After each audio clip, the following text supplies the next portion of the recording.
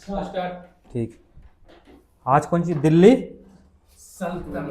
सल्तनत में कौन सी खिलजी वंश है। कार्यकाल कितना करना है 1290 से लेकर 1320।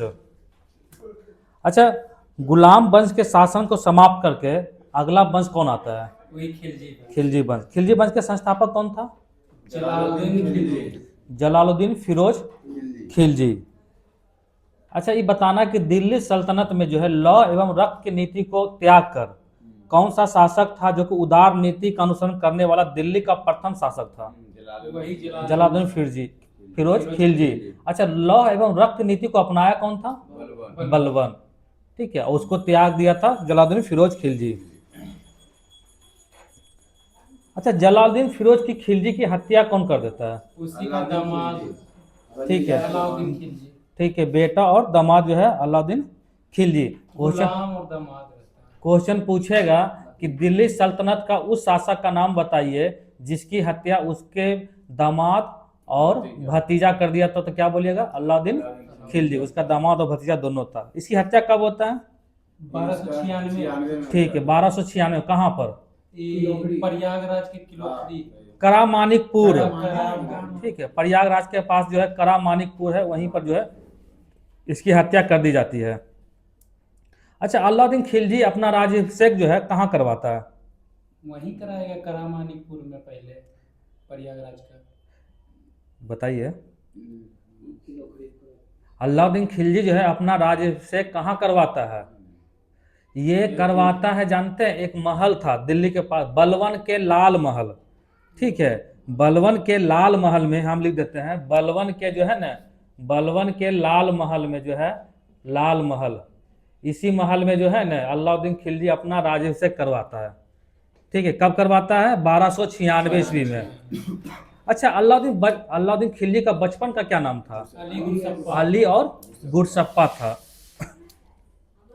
अच्छा, दिल्ली सल्तनत का उस शासक का नाम बताइए जिसने अस्थाई सेना रखा और नगद वेतन देने की शुरुआत किया था।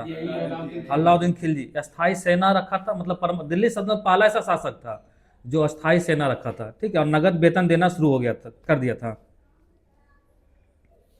अच्छा, दिल्ली सल्तनत के उस शासक का नाम बताइए जिसके पास जो है ना सबसे अधिक अस्थाई सेना था। यही है अलाउद्दीन खिलजी था।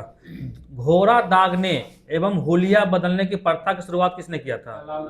अलाउद्दीन खिलजी। ये सब क्वेश्चन खूब पूछता है। ठीक है, अलाउद्दीन खिलजी से अगर दिल्ली सल्तनत में क्वेश्चन जो आता है तो एक मुगल काल में ही अलाउद्दीन खिलजी और क्या बोलते हैं गुलाम वंश, ये दोनों से क्वेश्चन खूब पूछता है, 2-4 क्वेश्चन डाल ही देता है।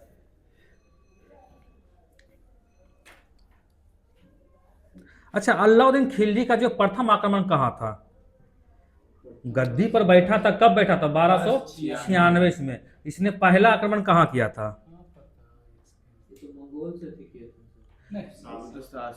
बताइए। ये पहला आक्रमण किया था रायकर्ण, गुजरात के पास पड़ता है रायकर्ण। ठीक है, रायकर्ण में किया था, जो कि गुजरात में पड़ता है। इसका पहला आक्रमण वही था। ठीक है, अलाउद्दीन खिलजी का पहला आक्रमण पूछेगा कहाँ, रायकर्ण। रायकर्ण कहाँ है तो गुजरात में है। अच्छा, अलाउद्दीन खिलजी जो है भू राजस्व की दर को बढ़ाकर कितना कर देता है 1/2 कर देता है।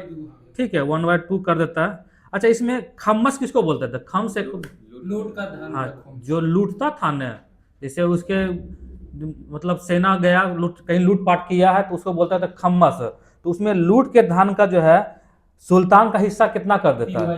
पहले कितना था, पहले था 1/4, अब इसको बदल करके 3/4 कर देता है। अच्छा, दिल्ली सल्तनत का उस शासक का नाम बताइए जिसने अपने मतलब साम्राज्य में आज्ञा दिया था कि अगर कोई भी व्यापारी गलत तौल का प्रयोग करता है तो उसके शरीर से उतना मांस काट लिया जाएगा। अलाउद्दीन खिलजी। इसका बाजार नियंत्रण प्रणाली था, बहुत ही मजबूत था। ठीक है, इसने मूल नियंत्रण प्रणाली बहुत दुर्धा से किया था। अच्छा, उसी का एक अलाउद्दीन खिलजी का सेनापति कौन था। मलिक काफूर। मलिक काफूर के बारे में कहा जाता है कि वो क्या था, ट्रांसजेंडर था, ट्रांसजेंडर हिजड़ा था। ठीक है, मलिक काफूर। अच्छा, मलिक काफूर के बारे में कुछ बताना है। ठीक है, मलिक काफूर को उपनाम से क्या कहा जाता था? हजार। 1000 दिनारी। क्यों कहा जाता था 1000 दिनारी? क्योंकि ये 1000 दिनार में खरीदा गया था। मलिक काफूर को 1000 दिनार में जो है खरीदा था, इसीलिए इसको 1000 दिनारी कहते हैं। कहाँ खरीदा गया था? गुजराती में खरीदा गुजरात में। गुजरात के मतलब बाजार था, ठीक है। पहले तो क्या था, पशु के साथ मानव का ही बिक्री होता था, उसी में जो है ये किसने खरीदा था? नुसरत खान नामक व्यक्ति। ठीक है। अलाउद्दीन खिलजी का एक जनरल था जिसका नाम था नुसरत खान। ये क्वेश्चन पूछा, BPSC नुसरत खान का जो क्वेश्चन आया था, नुसरत खान, ये क्वेश्चन पूछा था बीपीएससी में। क्वेश्चन ये हाल फिलहाल का क्वेश्चन आया था 69 या 70 बीपीएससी में। 71 में आया था। 71 में नहीं था, 70 में। 70वां बीपीएससी में होगा, ठीक है। यही क्वेश्चन आया था और लगभग लड़का मारा है कि अलाउद्दीन खिलजी मारा, जबकि इसको खरीदा है नुसरत खान खरीदा था, उसी का एक सेनापति था अलाउद्दीन खिलजी का। 1000 दिनार में खरीदा जाता है। अच्छा, दक्षिण भारत के विजय के लिए जो है किसको भेजा जाता है? वही मलिक काफूर को। क्या चीज बोले? मलिक काफूर। मलिक काफूर को भेजते हैं अलाउद्दीन खिलजी।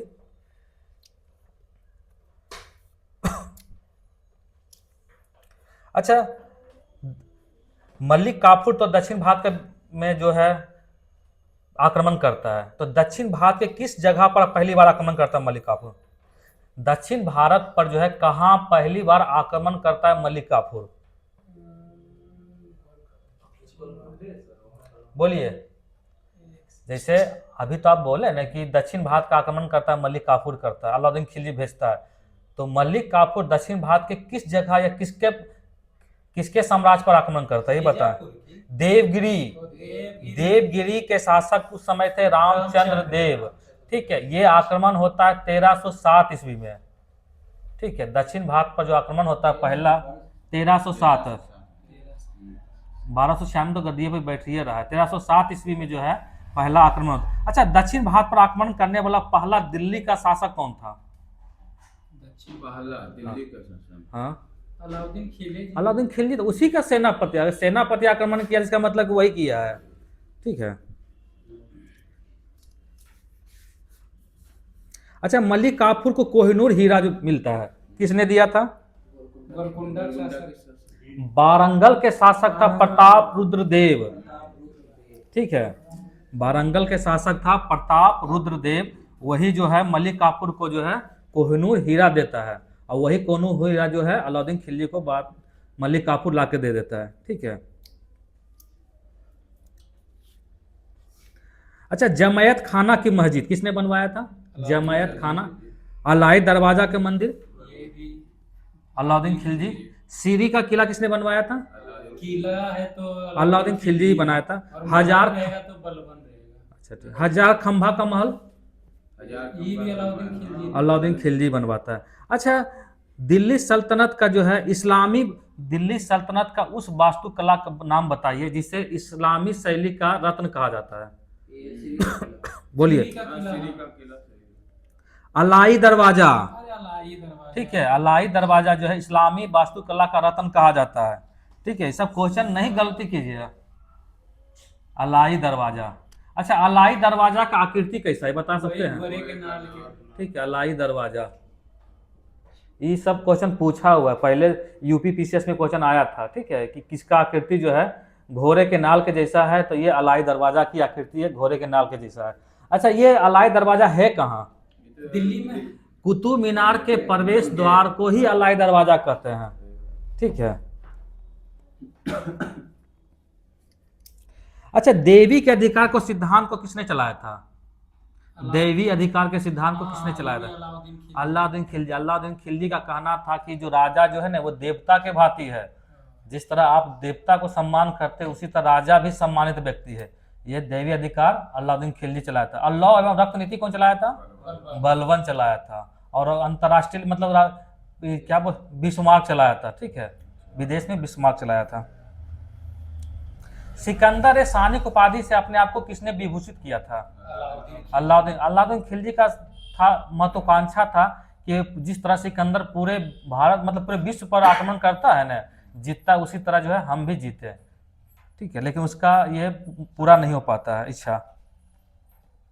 अच्छा, अलाउद्दीन खिलजी जो है दीवाने रियासत किससे नियुक्त करता है? दीवान ए रियासत बताइए तो अलाउद्दीन खिलजी जो है दीवान ए रियासत, रियासत अलाउद्दीन खिलजी जो है किसे दीवान ए रियासत करता है? मलिक याकूब को। हाँ मल्लिका। ठीक है, मलिक याकूब। अच्छा एक चीज बताइए तो दीवान ए रियासत था क्या?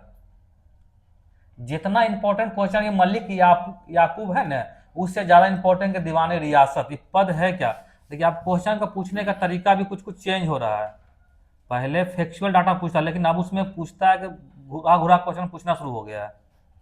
मतलब दीवान दीवान ए रियासत था क्या? दीवान मतलब होता था कि सर जो रियासत के जो दीवानी उवानी करता है। जैसे अलाउद्दीन खिलजी जो मूल नियंत्रण प्रणाली को जारी करता है ना, उसका देख रेख और इसका दृढ़ता पूर्वक से संचालन करना ये काम था दीवान ए रियासत का ही काम था। ठीक है, मूल नियंत्रण प्रणाली को, तो फिर वो बेकार हो जाता है ना, इसलिए इसको नियुक्त किया जाता है। इस पद पर बैठने वाले थे व्यक्ति मलिक याकूब को। अच्छा अलाउद्दीन खिलजी के समय एक व्यक्ति का नाम पद था जिसका नाम है परवाना नवीस, ये क्या था? परवाना ये मंडी की देख रेख करता था। ठीक है, ये वस्तुओं के परमिट जारी करता था। परवाना नवीस जो था ना, ये जो भी वस्तु का परमिट जारी करता था, जैसे अभी बस ट्रक का परमिट जारी होता ना, उसी तरह उस समय का परमिट जारी करता था। सहनाई मंडी क्या था? ये है मतलब यहाँ खादानों का बिक्री के लिए आता था। मंडी एक तरह था वस्तु, यहाँ खादान की बिक्री हेतु लाया जाता था सहनाई मंडी। सराय अदल, ये जो कपड़ा उपड़ा के दुकान। ठीक, यहाँ जड़ी बूटी कपड़ा मेवा शक्कर यही सब मिलता था सराय अदल। अच्छा अलाउद्दीन खिलजी का जो भी नीति अपना साम्राज्य में लागू किया था उसके बारे में जानकारी कहाँ से मिलता है? ओकरे वो कितना ना खिलजी के अलाउद्दीन खिलजी के जो है उसके साम्राज्य के जो भी नीति था, आर्थिक नीति के व्यापक जानकारी जियाउद्दीन बर्नी का किताब था। क्या नाम था किताब का? तारीख फिरोज शाही। क्वेश्चन सीधा सीधा ये भी क्वेश्चन पूछा है इधर। ये क्वेश्चन आया था मिलाने के लिए, एक दूसरे से दो चार दे देता है ना, इसमें कौन कौन लिखा है, कौन तारीख फिरोज शाही कौन लिखा है? फिरोज शाही, जियाउद्दीन बर्नी लिखा है। और ये किसके साम्राज्य के बारे में बताता है? अलाउद्दीन खिलजी के, उसके नीति के बारे में बताया था, उसके साम्राज्य में क्या था। अच्छा खजान उल फथूर ये किसका किताब है? लिख दें क्या? खजान उल फथूर किसका था? अमीर खुसरो। अच्छा अमीर खुसरो किसके दरबार में, दिल्ली सल्तनत के किस शासक के दरबार में पहली बार आया था? बलवन के समय आया था, और आगे वो चलता जाएगा, अभी बहुत लंबा समय चलेगा उसका। 7 राजा का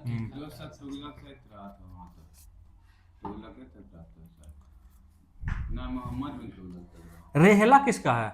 इब्न बतूता। ठीक है, ये तो किसके? एमबीटी मोहम्मद बिन तुगलक के समय आता है। ठीक है। 1336। अच्छा फतुहात ए सुल्तानी ये लिख देते हैं, फतुहात ए सुल्तानी ये किसका किताब का नाम है? इसका कौन लिखा है? ठीक है, अमीर हसन।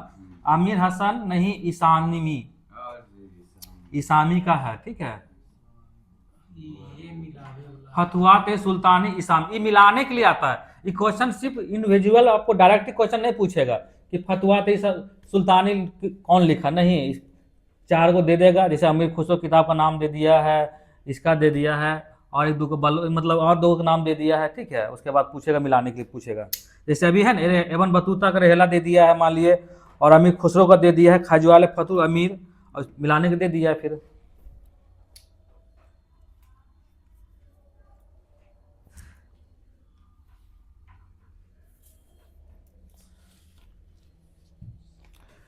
अलाउद्दीन खिलजी द्वारा लगाए जाने वाले 2 एक नवीन कर थे। कौन कौन नवीन कर थे? गढ़ी कर और चर कर। ठीक है, गढ़ी कर और चराई कर।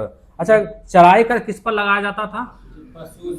जो दुधारू पशु जो थे ना, जैसे जो दूध देने वाले पशु थे उस पर जो था चराई कर लगता था, और गढ़ी कर ठीक है घर एवं झोपड़ियों पर लगता था। अच्छा दिल्ली सल्तनत के उस शासक का नाम बताइए जिसके समय सबसे पहली बार मंगोल आक्रमण हुआ था। यही अलाउद्दीन खिलजी। गलत, पहले नहीं बोल रहे आप क्वेश्चन हम दोनों से मिला जुला पूछ रहे हैं। ठीक है, इसलिए आप, क्योंकि क्वेश्चन तो वहाँ 4 ऑप्शन रहेगा। ठीक है, आपको छाटना है दिल्ली सल्तनत का उस शासक का नाम बताइए जिसके समय सबसे पहली बार मंगोल आक्रमण हुआ था। आक्रमण हुआ था अलाउद्दीन खिलजी के समय। बलबन के समय आया था। हाँ, हाँ, बलबन का सबसे बड़ी सफलता यही था कि वो मंगोल आक्रमण को विफल कर देता है। और सबसे अधिक जो है, अगर सबसे अधिक मंगोल आक्रमण किसके समय होता है? अलाउद्दीन खिलजी के समय होता है। ठीक है, टोटल 6 बार। बस डाटा याद रखना, किसके समय होता है ज़्यादा, कितने बार, 6 बार। अब कब होता है वो सब उतना पूछता नहीं है। ठीक है, अलाउद्दीन खिलजी की मृत्यु कब हो जाता है? पूरा पूरी 1310 या 12। क्या बात करता है? 1320 1320 अलाउद्दीन खिलजी जो है गद्दी पर बैठता है कभी, पहले बताइए। 1296 खिलजी बैठता है 1296। इसका शासनकाल 1316 तक होता है। ठीक है, 20 बरस बैठता है गद्दी पर, उल्टा दोबारा दोहराएंगे। इसकी मृत्यु के बाद दिल्ली के गद्दी पर कौन बैठता है? मुबारक। कुतुबुद्दीन मुबारक खिलजी। ठीक है, वो गद्दी पर बैठता है, लेकिन वो क्या था? एक अयोग्य शासक था। उसे जो है नग्न स्त्री बहुत पसंद था। वो ऐसा बोला जाता है कि वो बीच दरबार में जो है नग्न अवस्था में दौड़ता रहता था। ठीक है, अच्छा, मुबारक खिलजी ने कौन सी उपाधि धारण किया? मुबारक खां जो है कौन सी? खलीफा। ठीक है, खलीफा की उपाधि धारण किया था।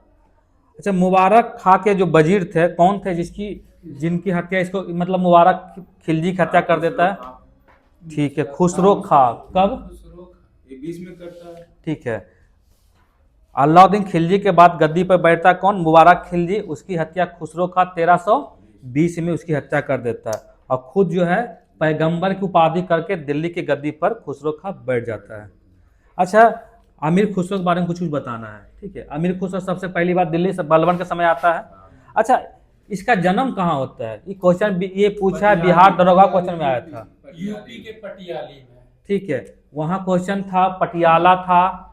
ठीक है, पटियाला था, पटियाली था। ठीक है, इसी टाइप के ऑप्शन दिया हुआ था। तो कहाँ होता है? पटियाली। यूपी के पटियाली। ठीक है, अब बहुत लड़का जो पटियाला पटियाली में कंफ्यूज हुआ था। बिहार दरोगा का क्वेश्चन पूछा था 1275 में आया था। हाँ, 1275 में प्री में क्वेश्चन आया था कि जो है अमीर खुसरो का जन्म स्थल कहाँ है, तो पटियाली में। ये कहाँ पड़ता है? उत्तर प्रदेश के बदायूं में। अच्छा, इसका जन्म कब होता है? 1252 में। 1252। ठीक है, और किसके शिष्य, मतलब किसके शिष्य थे? ठीक है, शेख निजामुद्दीन औलिया। ठीक है, जिनका कहना था दिल्ली अभी दूर है, इन्हीं का था ना? हाँ। ठीक है, सितार एवं तबले का आविष्कार किसने किया था? अमीर खुसरो ही किया था। अच्छा, खड़ी बोली के जनक किसे कहा जाता है? अमीर Khusro. Very very important question, खूब पूछा है क्वेश्चन। कि आप जानते हैं, अगर कोई भी एग्जाम दे रहे जिसमें हिंदी का क्वेश्चन भी पूछ रहा है ना, उसमें भी क्वेश्चन आता है कि खड़ी बोली का जनक किसे कहा जाता है? अमीर खुसरो को। और ऐसे तो पूछता है ये जनरल में जो है।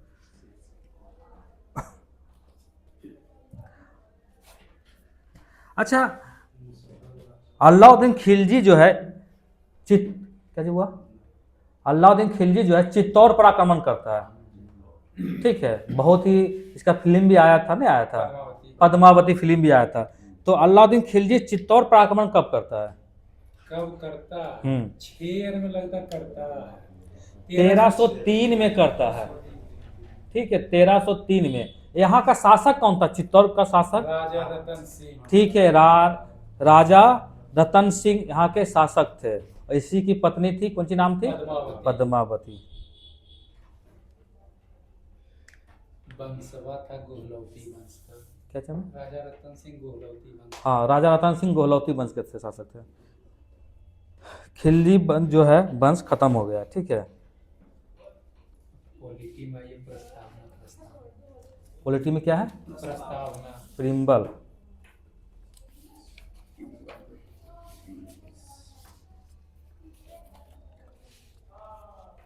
क्या हुआ, बोलो?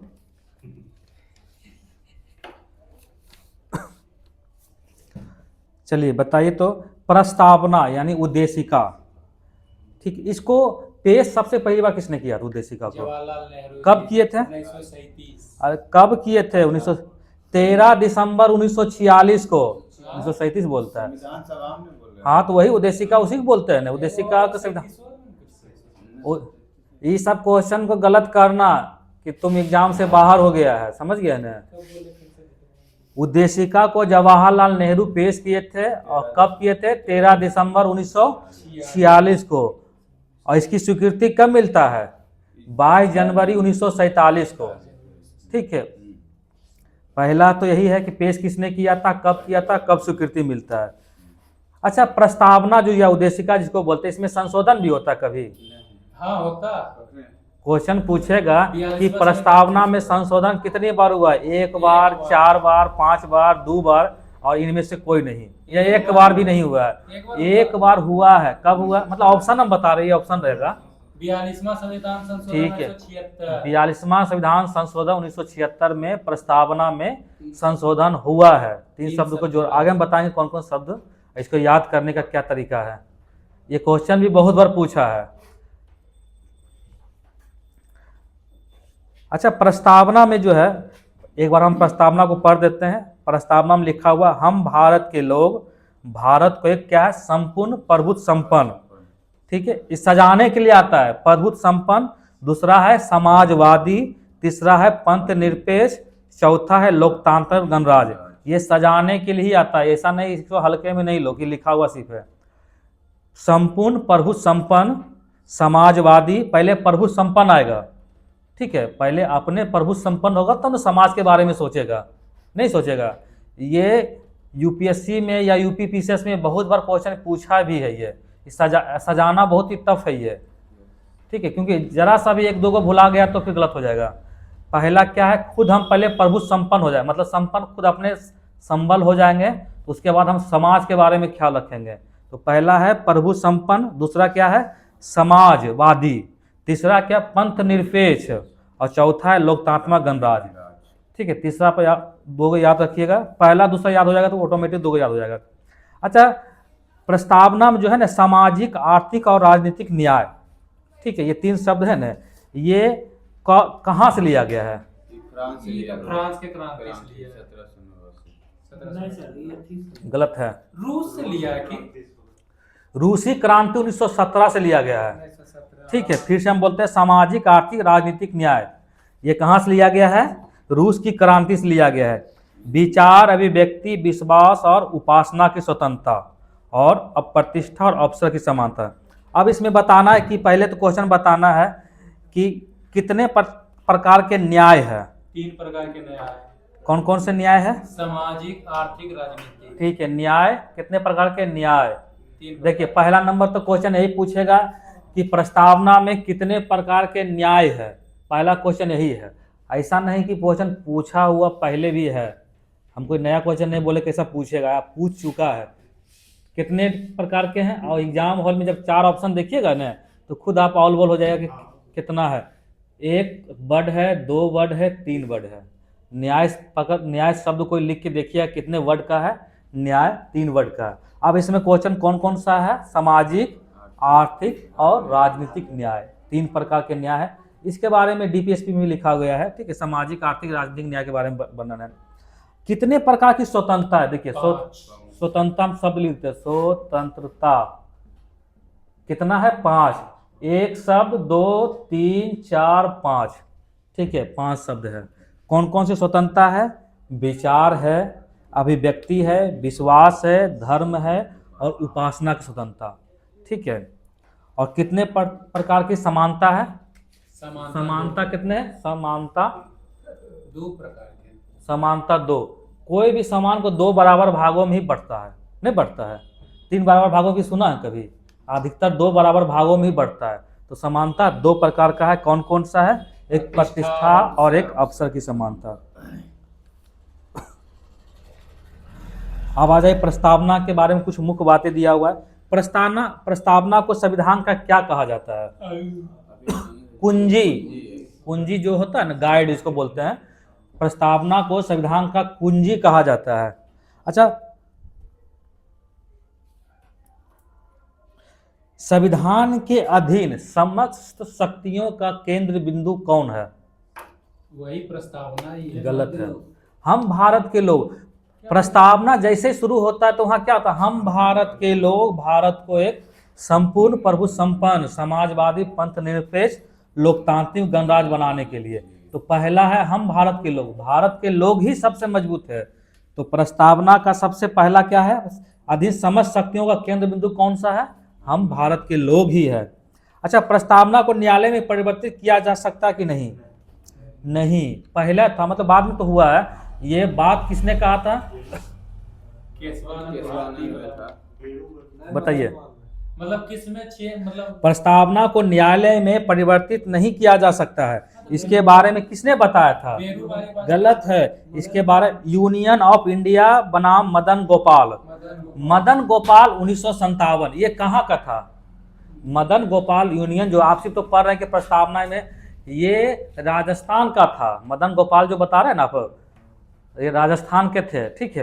राजस्थान में 1950 के बाद जो है ना, वहाँ उसके पहले इनकम टैक्स लगाया गया था, उसी के ऊपर में राजस्थान कोर्ट में गया था मदन गोपाल, उसी में था कि प्रस्तावना को न्यायालय में परिवर्तित नहीं किया जा सकता है, ठीक। इसी के बारे में सिर्फ याद रखिए, केस कहाँ का, राजस्थान का केस था, मदन गोपाल।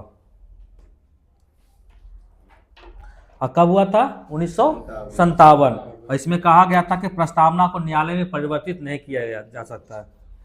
अच्छा, बेरूबारी यूनियन कब हुआ था, 1960।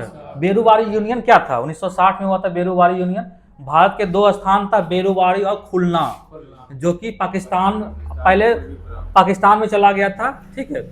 भारत और पाकिस्तान के जिसमें बंटवारा हुआ था, तो बेरूबारी और खुलना भारत में था, तत्काल अभी बांग्लादेश लेकिन भारत सरकार जो है वो पाकिस्तान को दे दिया था, जो कि वर्तमान समय में वो बांग्लादेश में, बांग्लादेश पूर्वी पाकिस्तान टूट कर बना था ना बांग्लादेश, तो उसी समय आ गया था।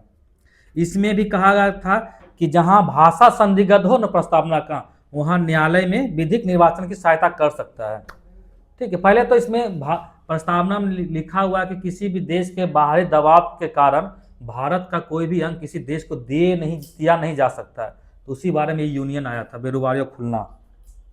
बेरूबारी बाद में ही कहा था, जब ये विवाद जब बहुत ज़्यादा बढ़ गया था न, तो बाद में बोला था कि प्रस्तावना जो है संविधान का भाग ही नहीं है, नकार दिया था कि संविधान का हिस्से नहीं है। तो वही लिखा हुआ आगे देखिए, प्रस्तावना संविधान का अंग नहीं माना, क्योंकि प्रस्तावना में सीधा लिखा हुआ कि भारत का कोई भी अंग किसी बाहरी देश के दबाव से आप उसको दे नहीं सकते। तो जब ये लिखा हुआ तो आप कैसे दे रहे हैं बेरूबारी और खुलना, तो बाद में संविधान का इसे अंग ही नहीं माना था। तो क्वेश्चन पूछेगा कि कौन सा केस था जिसमें प्रस्तावना को संविधान का अंग नहीं माना है, तो बेरूबारी 1960। 2014 में क्लियर हुआ नहीं मोदी जी। अच्छा, केशवानंद भारती बनाम भारत केरल राज्य कब आया था, 1973। ये केरला, अभी तो केशवानंद अभी हाल फिलहाल में 1-2 साल पहले मरे हैं, इनका मठ था केरला में, वो मठ ही आ गया था, तो उसी में केस हुआ था। अच्छा, इसमें क्या कहा गया था, प्रस्तावना संविधान का अंग है और इसलिए विधायिका उसमें संशोधन कर सकता है। हाँ, सबसे इंपॉर्टेंट क्वेश्चन यही है कि प्रस्तावना का मूल ढांचा सिद्धांत किसने दिया था, वेरी वेरी इंपॉर्टेंट क्वेश्चन, बहुत बार पूछा क्वेश्चन कि बेसिक स्ट्रक्चर थ्योरी ऑफ किसने, थ्योरी ऑफ बेसिक स्ट्रक्चर किसने दिया था, केशवानंद भारतीवाद, मूल ढांचा का सिद्धांत, ठीक है। अगर पूछा जाए इसमें सबसे इंपॉर्टेंट क्वेश्चन तो यही है। अच्छा, प्रस्तावना के बारे में और कुछ बताना है। प्रस्तावना के बारे में किसने कहा था कि ये राजनीतिक जन्म पत्री है, प्रस्तावना जो है राजनीतिक जन्म पत्री है, कौन बोला था, ठीक है, के मुंशी जी के पास। कैसे इसको याद रखा जा सकता है, जन्म पत्री, किसी भी व्यक्ति का जन्म पत्री या पूरा डाटा कौन रखता है, मुंशी जी।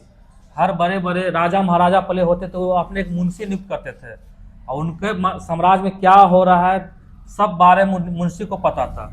उसी तरह क्वेश्चन इसको याद रखना है कि राजनीतिक जन्म पत्र किसने कहा था, मुंशी जी के पास जन्म पत्री होता है, ऐसे याद हो जाएगा, ठीक है।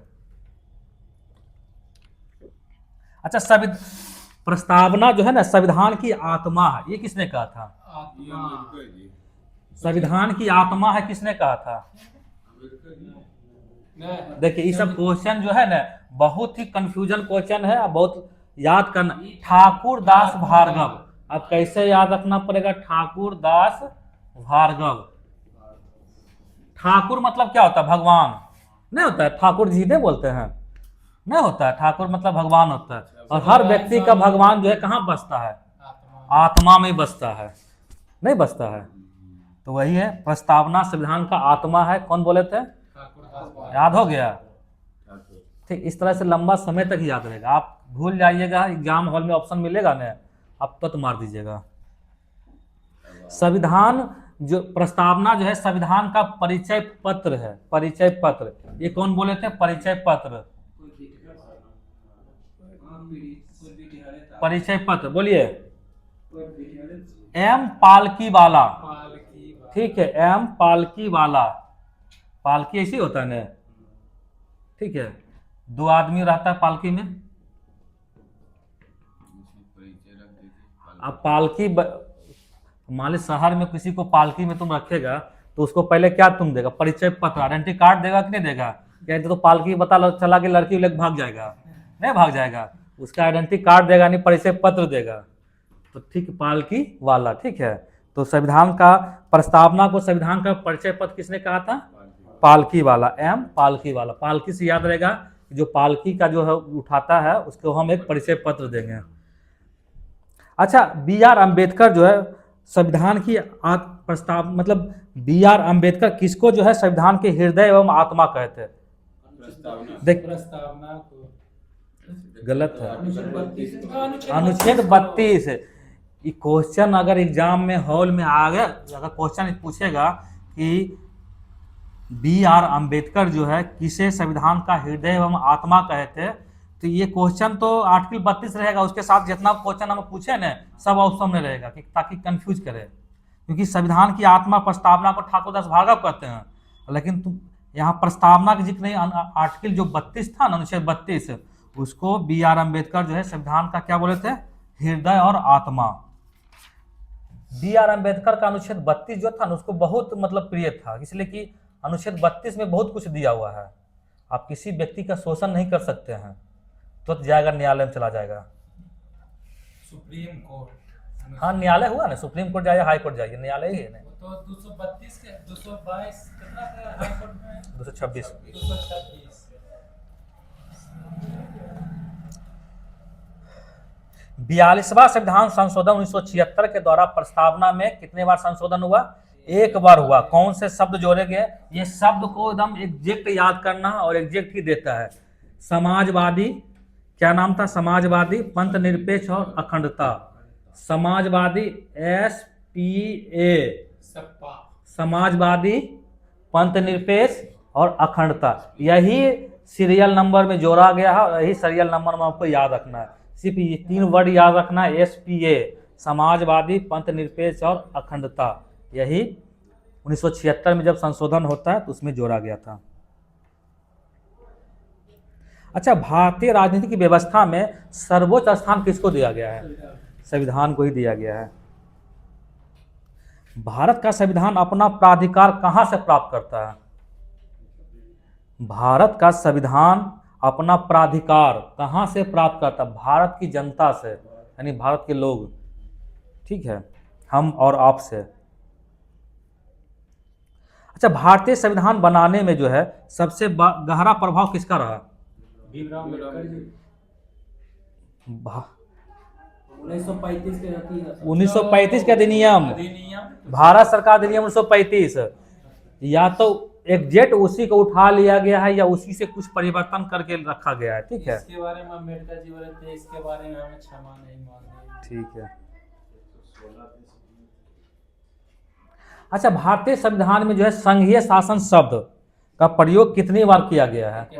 एक बार भी नहीं। पूरा संविधान में संघीय शासन शब्द का प्रयोग नहीं किया गया। ये भी क्वेश्चन पूछा है कि भारतीय संविधान में संघ के बाद संघीय शब्द का प्रयोग कितनी बार किया गया है? कहीं नहीं किया गया है, ठीक है। भारत राज्यों का संघ है। अच्छा, लिखित संविधान की अवधारणा कहां से लिया गया है? अमेरिका,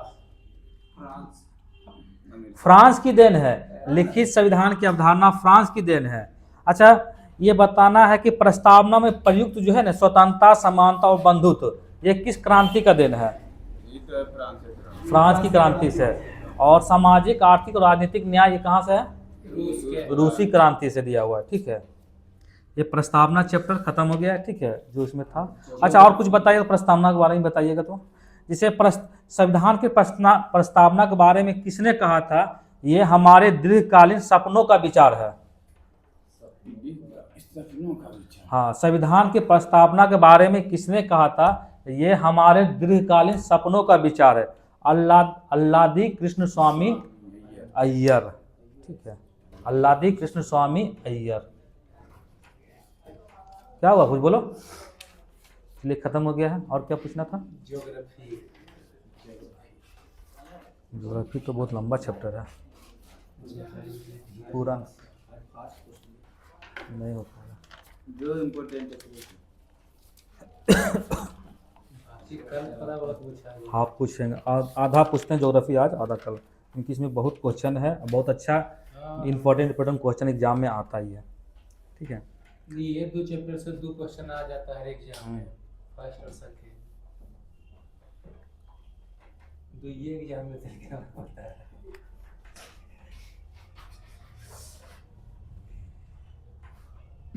ज्योग्राफी पढ़ रहे हैं तो सबसे पहले वर्ल्ड मैप, इंडियन मैप बनाइए।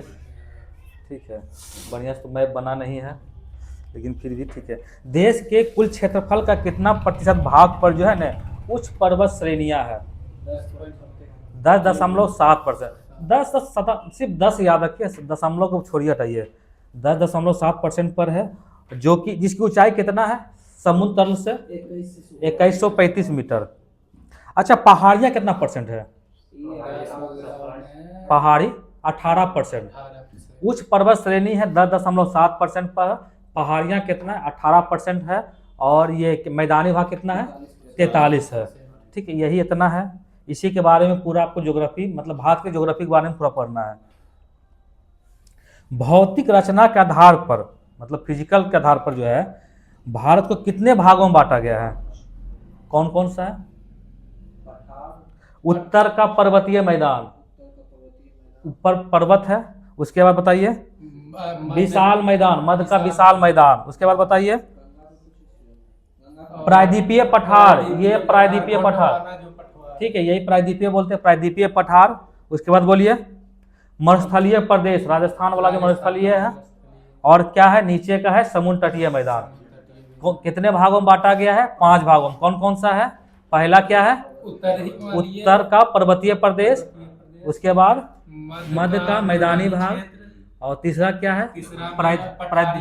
प्रायद्वीपीय पठार। चौथा क्या है? मरुस्थलीय। और पांचवा क्या है?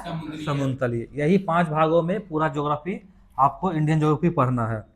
अच्छा, भूवैज्ञानिकों के अनुसार जो है, आज जहाँ हिमालय पर्वत श्रेणियां है, वहाँ पहले क्या था? समुद्र, तैतीस सागर समुद्र था। अच्छा, हिमालय की उत्पत्ति के बारे में आधुनिक सिद्धांत कौन सा है? प्लेट विवर्तनिका सिद्धांत। वही बोलता है प्लेट 2 था, टकराया आपस में, तो समुद्र नीचे चला गया और हिमालय ऊपर चला, पर्वत ऊपर चला आया। यही बोलते हैं प्लेट विवर्तन का सिद्धांत। इसकी बात हिमालय की उत्पत्ति के बारे में बताता है। हिमालय जहाँ तक पहले उसको बोलते थे क्या था? 33 सागर था। तो वही प्लेट आपस में जब टकराया तो वो एक भाग नीचे दब गया, एक भाग ऊपर उठ गया, इसी कारण से हो गया, हिमालय का निर्माण हो गया। अच्छा, हिमालय की पर्वत श्रेणियां प्रायद्वीपीय पठार की तो कैसी है? मतलब आकृति कैसी उसकी है? प्रायद्वीपीय पठार की ओर, प्रायद्वीपीय पठार की ओर उत्तल है। और इधर तिब्बत की ओर कैसा है? अवतल है, इसीलिए उधर से चढ़ने में आसान होता है। उत्तर के पर्वतीय क्षेत्र के जो है आधार पर जो है हिमालय को कितने भागों में बांटा गया? हिमालय को 4, मतलब उत्तर के पर्वतीय क्षेत्र को 4 प्रमुख समांतर श्रेणियों में बांटा जाता है। ठीक है, 4 को बांट के पढ़ा जाता है। इससे पहला क्या है? ट्रांस हिमालय। दूसरा क्या है? हिमाद्री या सर्वोच्च या बृहद हिमालय इसी को बोलते हैं। तीसरा क्या है? लघु या मध्य हिमालय। और चौथा है शिवालिक है। अब इसी के बारे में आपको बताना है। ठीक है, पहला है ट्रांस हिमालय। ठीक है, यहाँ से क्वेश्चन खूब पूछता है, आपको दर्रा उर्रा वाले भी पूछता है। ट्रांस हिमालय जो है काराकोरम, लद्दाख, जौस्कर और अच्छा कलेजा पर। एक चीज बताना है आपको कि भारत का सबसे ऊंची चोटी कौन सी है? भारत की सबसे ऊंची चोटी। भारत की आएगा K2।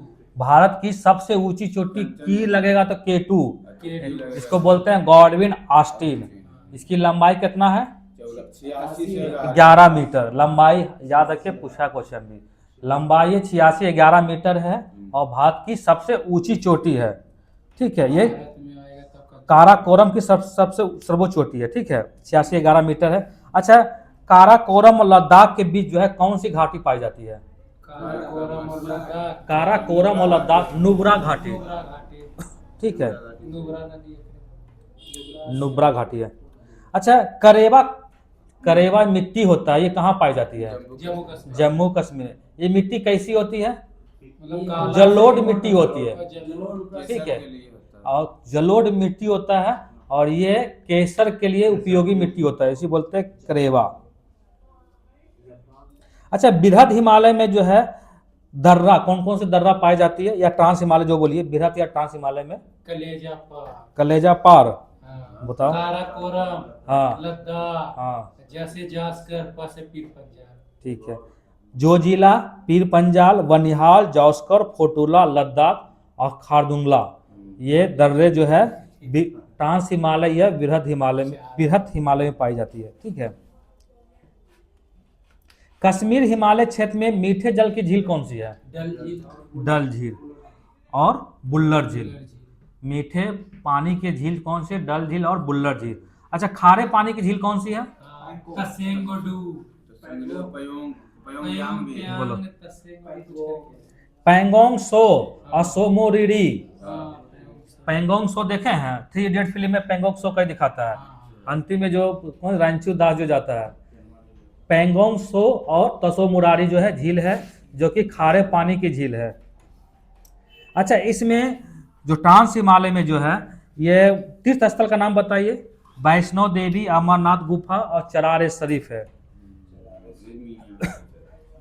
अच्छा, नेक्स्ट है क्या? हिमाद्री, इसको या बोलते हैं बृहद हिमालय। अच्छा, हिमालय की सबसे ऊंची चोटी कौन सा हिमालय में पाई जाती है? बृहद हिमालय में।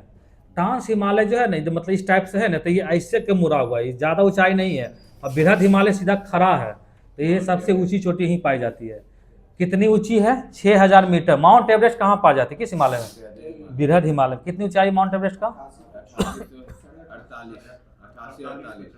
88-48। ठीक है। 8-4-8 है। हाँ, तो 8-8। 4-8। ठीक है, 8848। इसी में पर्वत श्रेणियां बहुत से है, जिसे कंचनजंगा है, नंगा पर्वत है, नंदा देवी है, कामेट है, नामचा बर्मा है। आपको इसके बारे में बताना कि कहाँ स्थित है। जैसे हम क्वेश्चन पूछते, कंचनजंगा ये कहाँ है? कंचनजंगा सिक्किम। सिक्किम में। आप इससे क्या फायदा होगा कि आपको अगर पूरब से पश्चिम अगर सरियाने के दे दिया है, तो आप इसको सरिया सकते हैं बढ़िया से। जैसे कंचनजंगा कहाँ है? सिक्किम में है। नंगा पर्वत कहाँ है? नंगा पाकिस्तान और इंडिया। ठीक है, पीओके क्षेत्र में, पाक ऑक्युपाइड कश्मीर जो है ना, वहां पर है। ये पाकिस्तान वाले क्षेत्र में गिलगित बल्चिस्तान के पास पड़ता है पीओके। अच्छा, नंदा देवी कहाँ है? नंदा देवी उत्तराखंड। ठीक है, फूलों की घाटी। कामेट कामेट हो गया, हिमाचल होगा। उत्तराखंड में ही है। और नामचा बर्मा नामचा बर्मा अरुणाचल प्रदेश। तिब्बत में पड़ता है, लेकिन भारत में अरुणाचल प्रदेश में पड़ता है। ठीक है, मुख्य रूप से तिब्बत में है, और भारत के कुछ क्षेत्र लगता है अरुणाचल प्रदेश का, वही पे टच होता है। ठीक है। बृहद हिमालय जो है लघु हिमालय से कैसे अलग होता है? ठीक है, मेन सेंट्रल थ्रस्ट से अलग होता है। हिमाचल श्रेणी लघु या मध्य हिमालय इसको बोलते हैं। इसमें कौन कौन सी श्रेणी आता है? पीर पंजाल, धौला धेवरा, मसूरी, नाग टिब्बा और महाभारत श्रेणी। बृहद हिमालय और लघु हिमालय के मध्य जो है कश्मीर घाटी है, लाहौल स्फीति है, कुल्लू कांगड़ा है, ये सब क्षेत्र है। अच्छा, जितने भी घूमने के जगह जो है ना, सब कहाँ पर है? मध्य हिमालय में पड़ता है। लघु या मध्य हिमालय जो ही बोलिए, उसी में पड़ता है। जो भी, क्योंकि पहला जो है वो ट्रांस हिमालय बर्फ से ढका हुआ है, कोई घूमने जाएगा नहीं। बृहद हिमालय बहुत ऊंचा है, वहां तो चढ़ते चढ़ते मर जाएगा आदमी। जाएगा नहीं, तो घूमेगा कहाँ? तो मध्य हिमालय में। हिमालय। इसलिए जितने भी लोग हनीमून मनाने जाते हैं सब कहाँ जाते हैं? मध्य हिमालय में ही जाते हैं। ठीक है। अच्छा, मध्य हिमालय में जो है अल्पाइन चारागाह घास पाई जाती है। ठीक है। जैसे कश्मीर में इस घास को क्या कहते हैं? मर्ग। मर्ग मतलब गुलमर्ग और सोनमर्ग। ठीक है। कश्मीर में पाए जाने वाले अल्पाइन चारागाह मैदान को मर्ग बोलते हैं, जिसका नाम है गुलमर्ग और सोनमर्ग। उत्तराखंड में क्या पाया जाता है? बुग्याल या पयार। ठीक है। शिमला, कुल्लू, मनाली सब, मसूरी, दार्जिलिंग सब लघु हिमालय में ही आती है। फूलों की घाटी कहाँ स्थित है? किस हिमालय में पड़ता है? उत्तराखंड के किस चमोली। किस हिमालय में? ठीक है, लघु हिमालय में। यहीं पर है गंगोत्री है, यमुनोत्री है, बद्रीनाथ है और हेमकुंड साहब है। क्वेश्चन पूछेगा कि हेमकुंड साहब भारत के किस राज्य में स्थित है? तो कहा उत्तराखंड। अभी चालू हो गया है, मतलब 2-4-10 दिन पहले से इसका न्यूज में आया था कि हेमकुंड। कब से? 4 तारीख से। हाँ, तो न्यूज में दिया हुआ था कि उसका एक निर्धारित समय होता है, सब दिन नहीं जा सकते हैं। जैसे कैसे अमरनाथ गुफा की यात्रा होता है, उसी तरह इसका भी होता है। लघु हिमालय जो है शिवालिक से कैसे अलग होता है? मेन बाउंड्री फॉल्ट से होता है। नेक्स्ट आ जाइए Shivalik. Very very important question, खूब एग्जाम में भर भर के क्वेश्चन यहाँ आता है। हिमालय का जो है फुट, माउथ फुट मतलब पाद पर्दीय प्रदेश किसे कहा जाता है? हिमालय का पाद प्रदेश मतलब सबसे हिमालय का निचला हिस्सा किसे कहा जाता है? शिवालिक को ही कहा जाता है। कैसा अभी है? ये विकसित हो चुका कि विकासशील की अवस्था में है? विकासशील की अवस्था में अभी मतलब विकसित हो रहा ही है। इसलिए देखते हैं हिमालय, जो भी हिमालय में भूस्खलन होता है वो शिवालिक में ही होता है, नहीं होता है उसी में शिवालिक में ही भूस्खलन होता है। वहीं पर से उत्तराखंड वाला जो क्षेत्र है देखते हैं। अच्छा, बिहार में शिवालिक है कि नहीं? कहाँ है? पश्चिमी चंपारण बिहार का सबसे ऊंचा चोटी है, सोमेश्वर की श्रेणी। ठीक है, पश्चिमी चंपारण में पड़ता है। शिवालिक यहाँ भी है। इसी में जो है शिवालिक में पाए जाने वाले, ये हिमालय का नवीनतम भाग है। क्वेश्चन पूछेगा इनमें से कौन जो है हिमालय का नवीनतम भाग है? तो शिवालिक है। इसमें जो है काठमांडू की घाटियां हैं। अच्छा, हिमालय के शिवालिक के पश्चिम वाले भाग को क्या कहते हैं? दून या द्वार। जैसे देहरादून और दूसरा हरिद्वार। देहरादून जो कि सबसे बड़ा दून है, और हरिद्वार शिवालिक के निचले भाग। अच्छा, शिवालिक के निचले वाले भाग को क्या कहते हैं? तराई। ये भी क्वेश्चन पूछा है एग्जाम में। ठीक है, नहीं सीधा यूपी पीछे से क्वेश्चन में आया था कि हिमालय के सबसे निचले वाले भाग को क्या कहते हैं? तराई कहते हैं। ठीक है, तराई मतलब जिस तरह पैर का सबसे निचला हिस्सा बोलते हैं तराई। ठीक है, ये तो हो गया पर्वत के श्रेणी पर बांटा है। अब हम लोग नदी के, हिमालय को नदी के श्रेणी में बांटेंगे। ठीक है, जैसे पर्वत के श्रेणी में हम बांटते हैं कितने? 4 भागों में। अब नदी के आधार पर बांटेंगे कौन कौन सी नदी? पंजाब हिमालय, पंजाब, कुमायूं, नेपाल, असम। ठीक है, अब बताना है पंजाब हिमालय कितने किलोमीटर इसकी दूरी है? पहले यहाँ लिख देते हैं। पंजाब हिमालय, पंजाब हिमालय कितना है? लंबाई कितना है? 560 है। कहां से कहां तक विस्तार इसका है? ये सिंधु से सतलज। 2 नदी है, एक का नाम है सिंधु है और दूसरा का क्या नाम है? सतलज है। अब इसमें इसलिए हम इसको लिखे हैं, ये कॉमन होते चला जाएगा। ठीक है, उसी को आगे बढ़ते जाना है। दूसरा क्या है? पंजाब के हिमालय के बाद कुमायूं हिमालय। ये कितनी इसकी लंबाई है? कुमायूं है 735। कुमायूं 320 किलोमीटर। 320 किलोमीटर। कितने कौन कौन सी नदियां हैं? एक देखिए, ये कॉमन आ जाएगा। अब यहाँ आ जाएगा सतलज। ठीक है, कॉमन। उसके बाद क्या है? काली।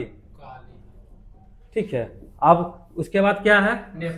नेपाल हिमालय। इसका है 720। नेपाल हिमालय। बताइए इसका कितना है? नेपाल का 1600 कुछ है। कैसा कैसा बात लग गया? पूरे पूरे बोलो। हिमायू से है 800 किलोमीटर। ये कौन सी नदी के बीच में है? देखिए, ये काली जो है कॉमन आ जाएगा, यहाँ पर लिख देंगे काली और तीस्ता। काली और तीस्ता। और उसके बाद कौन सा हिमालय आता है? असम हिमालय।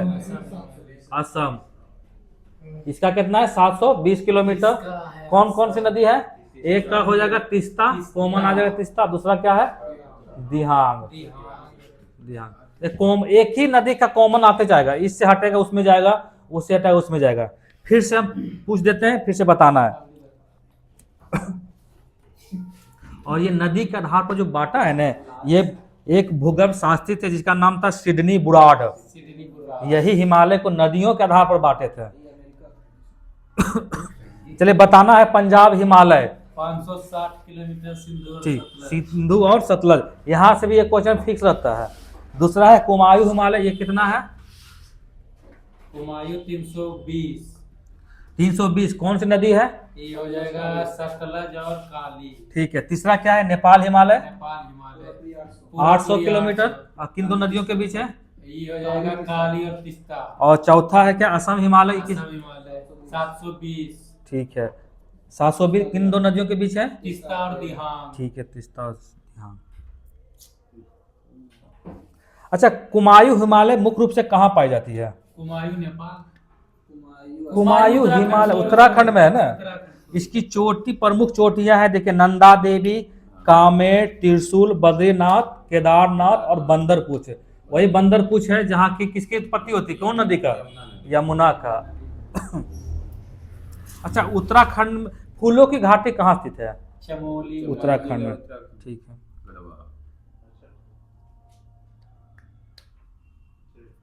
अच्छा, अरुणाचल प्रदेश के 4 प्रमुख पहाड़ियां का नाम बताइए तो। अरुणाचल प्रदेश। हाँ, हम्म। नाम दफा, डाफला, मिसमी, ठीक। मिकीर। वहाँ के जो भी स्थानीय जनजाति है ना, उसी के नाम पर ये पर्वत श्रेणी का नाम रखा गया। जैसे हम फिर से बोल देते हैं, डफला, मीरी, अहोर और मिसमी, यही जो है जनजाति है और इसी के नाम पर वहाँ पर्वत श्रेणियाँ भी है। नाम दफा का अरुणाचल प्रदेश। अरुणाचल प्रदेश। नाम दफा पर्वत श्रेणियाँ नहीं है, नाम दफा टाइगर रिजर्व टाइगर है, रिजर्व हो सकता है कहाँ है। जो कि भारत का सबसे ऊंचा प्रसिद्ध टाइगर रिजर्व है, नाम दफा टाइगर रिजर्व।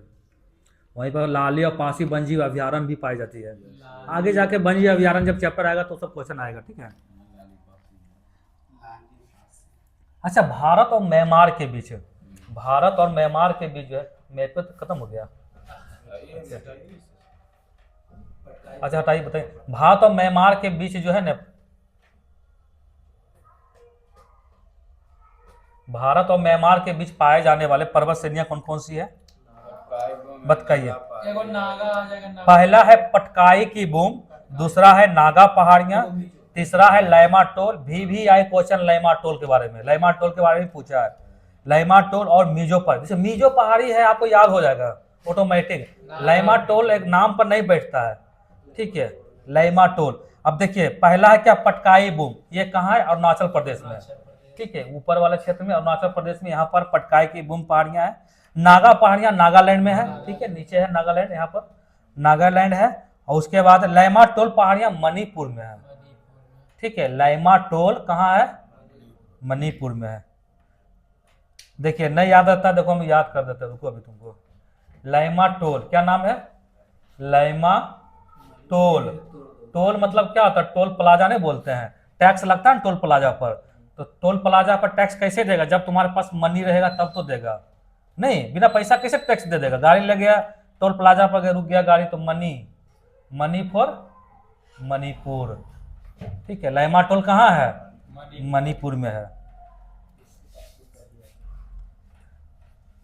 अच्छा, मेघालय की राजधानी कहाँ है? शिलोंग।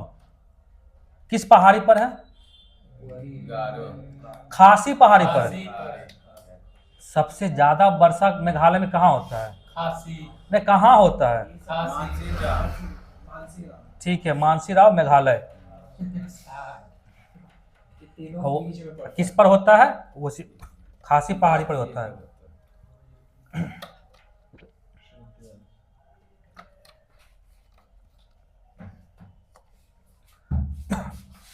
ऐसा इसलिए कि खासी पहाड़ी का जो है ना चोटी जो है बहुत हाइट पर है, इसलिए वर्षा सबसे पहले वहीं हो जाती है और सबसे अधिक वर्षा होती है।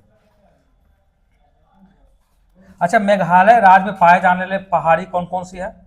गारो खासी जयंती है। ठीक है, गारो खासी जयंतिया, गारो है पश्चिम में, उसके बाद खासी है, उसका जयंतिया है, बीच में खासी है, पहले गारो है, मतलब सजाने के पूछेगा ना तो गारो खासी जयंतिया है। और ये वहाँ का क्या है, जनजाति का नाम है, उसी के नाम पर ये पहाड़ी रखा गया है। अच्छा एक चीज बताना है, शिलोंग गारो खासी जयंतिया जो पहाड़ियां जो है ना, ये मुख्य रूप से इसको बोलते हैं शिलोंग की पहाड़ियां बोलते हैं। और शिलोंग का पठार जो है किसका भाग है, ये भी क्वेश्चन पूछा है, यूपीपीसीएस में ही पूछा है, ये 2-3 जगह पूछा है, यूपीपीसीएस ने बहुत जगह पूछा है। प्रायद्वीपीय प्रायद्वीपीय हिमालय का भाग नहीं, कभी भूल से नहीं मारना हिमालय, ये प्रायद्वीपीय पठार का भाग है। ठीक है, हाँ वही बोल रहे, ऐसा नहीं कि देख लेना बस ये तो आ रहा है हिमालय नीचे उतर ही रहा है बस मार दे हिमालय, गलत। ये प्राय बहुत बार पूछा है क्वेश्चन, ये वाला कंफ्यूजन क्वेश्चन है, ऐसा आसान क्वेश्चन नहीं है ये, मेरे तो हिमालय मान के आते हैं। बहुत लोग मारेगा हिमालय। अच्छा अरावली की पहाड़ियाँ कहाँ हैं? राजस्थान। ठीक है, कैसी पहाड़ियाँ हैं? सब अवशिष्ट पहाड़ियाँ हैं और सबसे पुरानी पर्वत श्रेणी की पहाड़ियाँ हैं। ये किस काल का है? आर्कियन युग। प्री कैम्ब्रियन काल। देखो हम तुमको इसको भी याद करवा देते हैं, प्री कैम्ब्रियन काल कैसी है, सबसे पुरानी पहाड़ियाँ हैं। सबसे पहले तुम बच्चा में कौन क्लास में था? प्री क्लास में था, प्री नर्सरी में था, तो सबसे पुराना क्या है तुम्हारे लिए? प्री नर्सरी है। उसी तरह ये पहाड़ जो है प्री का है, प्री कैम्ब्रियन का है, समझा ना? प्री समझ गए, याद होगा, लंबा सा बहुत सा भुला जाएगा इससे ही, समझा ना? पहले प्री आता है यानी सबसे प्राचीन है, ठीक है, उसके बाद ही मेंस आता है, उसके बाद इंटरव्यू नहीं। चलिए बताइए इस पहाड़ी की सबसे ऊंची चोटी कौन सी है?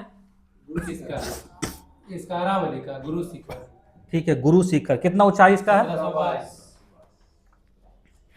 अच्छा अरावली पहाड़ी से कौन सी नदी निकलती है? अरावली से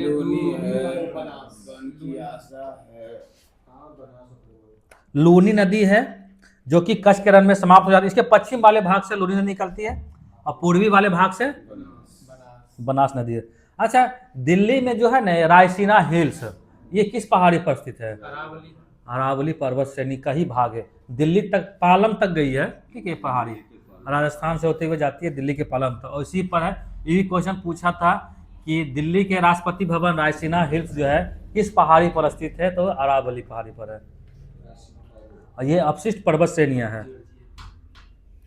मालवा का पठार कहाँ है? मध्य प्रदेश और राजस्थान। मालवा बोले। हाँ मालवा, मालवा का पठार जो है, पहाड़ियाँ जो है ये मध्य प्रदेश और राजस्थान में है। ये कैसी मालवा का पठार कैसी है, कैसी पहाड़ियाँ हैं? इसका निर्माण कैसे हुआ है मालवा का पठार का? मालवा का पठार का निर्माण ये भी मतलब टूटे फूटे। अरे मालवा का पठार का निर्माण जो है ना ज्वालामुखी उद्गार से हुआ है, ज्वालामुखी उद्गार हुआ है, उससे लावा फूटा है। जैसे मालवा का जो पठार का जो है, यहाँ का मिट्टी काली मिट्टी पाई जाती है। काली मिट्टी का निर्माण कैसे होता है? ज्वालामुखी के उद्गार से हुआ है, उसी के टूटने फूटने से हुआ है। ये लगता है महाराष्ट्र गुजरात। हम बोलते राजस्थान महाराष्ट्र मध्य प्रदेश गया नहीं। अच्छा ये बताना इसमें कौन कौन सी नदी निकलते हैं मालवा के पठार से? चंबल और बेतवा। ठीक है, बेतवा नदी। बेतवा नदी और कुछ इंपॉर्टेंट है बेतवा नदी क्या? अच्छा ध्यान नहीं आ रहा है। केन और बेतवा, केन शायद। अच्छा विंध्याचल का पठार कहाँ स्थित है? विंध्याचल एमपी। विंध्याचल का पठार झारखंड है, झारखंड में है, उत्तर प्रदेश में है। विंध्याचल का उत्तर प्रदेश में है एमपी भाई नहीं और राजस्थान में है। ठीक है, विंध्याचल का पठार झारखंड, उत्तर प्रदेश और राजस्थान राज्यों में है। ये कैसी चट्टान है? विंध्याचल का परतदार चट्टान है, एक परतदार जिसको बोलते हैं ना, विंध्याचल का पठार जो है परतदार चट्टानों से बना हुआ है। अच्छा उत्तर भारत को दक्षिण भारत से कौन पठार अलग करता है? विंध्याचल पर्वत श्रेणियां ही उत्तर भारत को दक्षिण भारत से अलग करता है। मैकाल का पठार कहाँ स्थित है? छत्तीसगढ़ में है। इसकी सबसे ऊंची चोटी महेंद्रगिरी तो चल गया, उड़ीसा चल गया। ये सर भाई का अमरकंटक कितना ऊंचाई है? 1036। ये कैसी चट्टानों का बना हुआ है? पुरानी चट्टानों का बना हुआ है, इसको बोलते हैं ब्लॉक पर्वत। ठीक है। इसके पश्चिम की ओर कौन सी नदी निकलती है? यहाँ से नर्मदा नर्मदा, उत्तर की ओर सोन, और दक्षिण की तरफ महानदी महानदी, जो कि इसमें दिया हुआ जो कि गलत है। महानदी का उद्गम स्थल कहाँ है? मैकाल के छत्तीसगढ़ में ही है। ये धमंतरी जिला है, हाँ। सिहावा पर्वत, धमंतरी जिला के पास सिहावा पर्वत। ये क्वेश्चन पूछा है बिहार एसएससी में, अभी जो चतुर्थ वर्गीय एग्जाम हुआ मेंस का, उसी में क्वेश्चन आया था कि महानदी का उद्गम स्थल कहाँ है। ये जो है वो क्या बोलते हैं, वो क्वेश्चन है, ऑप्शन एम नहीं था, तो ये उसका उद्गम स्थल है धमंतरी जिला सिहावा पर्वत। इसमें नहीं दिया तो हम बोल रहे हैं ना। ना सही है, लेकिन ठीक है, पहचान है, अमरकंटक आप के देता है। एग्जाम में यही क्वेश्चन, सिहावा पर्वत, ठीक है, सिहावा पर्वत से निकलता है, छत्तीसगढ़ में सिहावा पर्वत पड़ता है, ठीक है, यहीं से निकलता है। काले भाव। छोटा नागपुर का पठार कहाँ स्थित है? झारखंड में है। यह संप्रा मैदान का है, ठीक है। अच्छा, भारत का रूर किसको बोलते हैं? छोटा नागपुर का पठार ही कहते हैं। भारत का रूर मतलब खनिज भंडार की दृष्टि से रूर बोला जाता है। सबसे ज्यादा खनिज भंडार तो झारखंड में पाई जाती है ना, कोयला, लोहा, तांबा, हर कुछ बहुत लगभग सामान पाया जाता है ना। वो आप जो बताएं धातु की दृष्टि से सबसे संपन्न क्षेत्र उड़ीसा है। ये भी क्वेश्चन तो बीपीएससी क्वेश्चन पूछा था, लगता 69 बीपीएससी में क्वेश्चन आया था, आपको याद है 69 को में आया था। सतपुरा की पहाड़ियां कहाँ है? मध्य प्रदेश। सतपुरा MP। ठीक है, मध्य प्रदेश। ये किसका बना हुआ है? ये तो ज्वालामुखी चट्टानों का ही बना हुआ है। सतपुरा पर्वत सैन्य की सबसे ऊंची चोटी धूपगढ़ी है। कितना ऊंचाई इसका है? 1350। इसके पूर्वी हिस्से से जो है ना ताप्ती नदी का उद्गम स्थल होता है। दक्कन का पठार कहाँ स्थित है? महाराष्ट्र में। ठीक है, महाराष्ट्र में है। ये ज्वालामुखी चट्टानों का ही बना हुआ है। नहीं, ज्वालामुखी दक्कन का पठार जो है ज्वालामुखी बेसाल चट्टानों का बना हुआ है। ये क्षेत्र जो मैप तो मिट गया, सब क्षेत्र जो है उसी का बना हुआ है। अच्छा, दक्कन का पठार में कौन सी मिट्टी पाई जाती है? काली मिट्टी। जहां काली मिट्टी आ जाएगा वहां ज्वालामुखी चट्टान आ जाएगा, ठीक है। इसके दक्कन के पठार के पूर्वी वाले हिस्से को क्या कहा जाता है? विदर्भ। पहले महाराष्ट्र और विदर्भ में खूब विदर्भ बोलते हैं नागपुर वाले क्षेत्र को, ठीक है, विदर्भ उसको बोला था। बहुत पहले लड़ाई होता था विदर्भ और महाराष्ट्र में। क्या चीज बोले? अच्छा, जो भी है। धारवाड़ का पठार कहाँ स्थित है? कर्नाटक में। ठीक है, और ये परवर्ती चट्टानों का बना हुआ है, ठीक। ये लोहा की दृष्टि से सबसे संपन्न क्षेत्र है, धातु दृष्टि से धारवाड़ का चट्टान, ठीक है। इसी पहाड़ी में जो है बाबा बुदन की पहाड़ियां हैं तथा ब्रह्मगिरी की पहाड़ियां हैं, ठीक है। अब रहने देते हैं तक, ठीक है। नेक्स्ट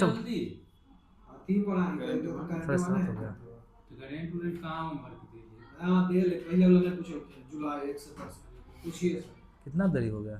1.5 घंटा। 7:30 बज गया, आधा घंटा पूछिए। ठीक, रहने देते हैं। नेक्स्ट जो है और आगे जो है अब कल लंबा टॉपिक ये है, ठीक है, तो कल बाकी जो होगा।